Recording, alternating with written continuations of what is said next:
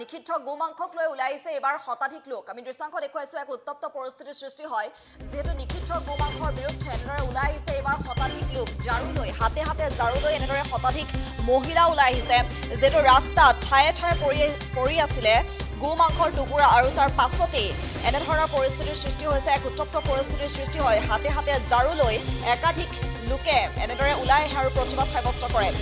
যি সময়ত নিষিদ্ধ গোমাংসক লৈ কঠোৰ হৈ পৰিছে প্ৰশাসন নিষিদ্ধ গোমাংস বন্ধ কৰিছে কিন্তু তাৰ সমান্তৰালকৈ এতিয়া দেখিবলৈ পোৱা গৈছে যে ঠায়ে ঠায়ে নিষিদ্ধ গোমাংসক লৈ এনেদৰে দেখা পোৱা গৈছে যে এনেধৰণৰ ঘটনা সংঘটিত হৈ আছে আৰু কালিৰ দিনটোত ৰাস্তাত টুকুৰা টুকুৰকৈ পৰি আছিলে নিষিদ্ধ গোমাংস আৰু তাৰ পাছতেই শতাধিক মহিলাই সেই পথ বন্ধ কৰি হাতে হাতে ঝাৰু লৈ এনেদৰে ওলাই আহিছে নিশাৰ ভাগতে এক উত্তপ্ত পৰিস্থিতিৰ সৃষ্টি হৈছে। আমি সেই দৃশ্যাংশটো দেখুৱাইছো গোমাংস কেন্দ্ৰ কৰি অসম বংগ সীমান্তত এক উত্তপ্ত পৰিস্থিতিৰ সৃষ্টি হয়।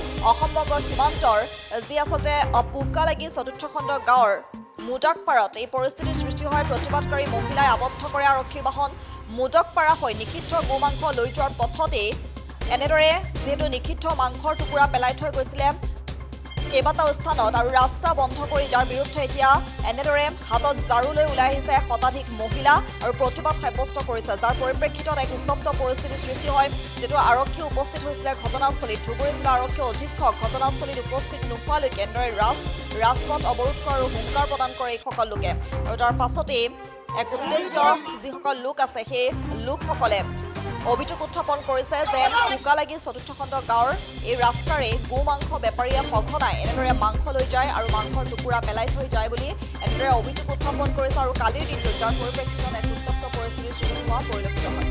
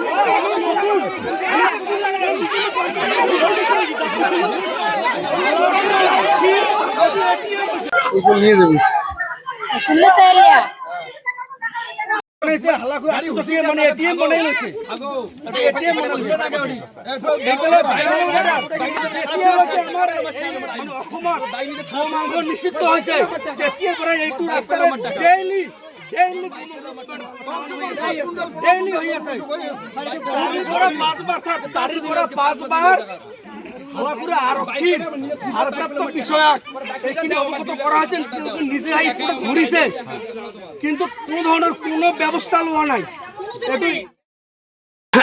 আজি ঘটনাটো হ'ল এইটো পুকালাগি মদকপাৰা মানে চতুৰ্থ খণ্ডৰ ঘটনা। মানে আজি আবেলি 6 বজাত মানে আমাৰ বাটেদি মোটামুটি 4-5 জেগাত আমাৰ গোমাংসটো উঠালাই থৈ গৈছে। আজি এইটো প্ৰথম ঘটনা, ইয়াৰ আগতো বহুত হৈছিল। আমালোকতো থানাত আৰক্ষী মানে হালাগুৰা আৰক্ষী কৈছিলো প্ৰায় মানে ইয়াৰ আগতে যিটো ঘটনা হৈছিল আৰক্ষীক কোৱা হৈছিল, আৰক্ষী আহিছিল। তাৰপিছত আৰক্ষী কৈছিল যে আমাৰ আইচি ছাৰে কৈছিল, হালাগুৰা আইচি ছাৰে কৈছিল যে এইটো বন্ধ হ'ব, ঠিক আছে। তথাপিও আজি 2 মাস পিছত আৰু এনেকুৱা ঘটনা হ'ল, ঠিক আছে। এনে মানে হালাগুৰা আৰক্ষীয়ে পইচা লৈ বাৰে বাৰে এইটো ব্যৱস্থা কৰিবলৈ দিয়ে এই গোমাংসৰ বেপাৰীবিলাকক। এইজন্য আজি আমি গোটেইবিলাক পথ অৱৰোধ কৰিছো আৰু হালাগুৰা আইচি ছাৰকো আটক কৰিছো ইয়াত। যেতিয়ালৈকে এছ পি ছাৰ আমাৰ ইয়াত নাহিব আমাৰ আৰক্ষী ছাৰক মানে হালাগুৰা আৰক্ষী আইচি ছাৰক আমাৰ যাব নিদিম বা আমি পথ অৱৰোধ নাভাঙো। এইটো পুকালাগি চতুৰ্থ খণ্ড মদকপাৰা আমাৰ ইয়াত মানে 4 বছৰৰ পৰা গৰুৰ ব্যৱস্থা হৈ আছে, গৰুৰ মাংসৰ ব্যৱস্থা। তো আমালোকে কয়েকবাৰো ইয়াত পাইছিলোঁ, ধৰিছিলোঁ। হালাগুৰা আৰক্ষীক গতাই দিয়াৰ পিছত এই মানুহবিলাকক এৰি দিয়ে পইচা খাই কিনে। আজিও আমাৰ ইয়াত গৰুৰ মাংস পেলাই থৈ গৈছে। আমি হিন্দু কিমান দিন এনেকৈ থাকিম?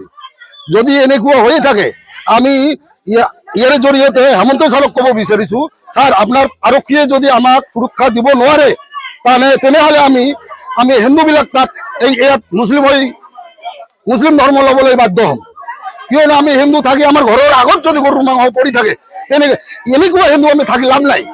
ইয়াতকৈ আমাৰ মুছলমান হোৱা লাভ আছে। আজি ঘটনাটো হ'ল এইটো পকালাগি মটকা মানে চতুৰ্থকৰণৰ ঘটনা। মানে আজি আবেলি 6 বজাত মানে আমাৰ বাটেদি মোটামুটি 4-5 জেগাত আমাৰ গো মাংসটো ফালাই থৈ গৈছে।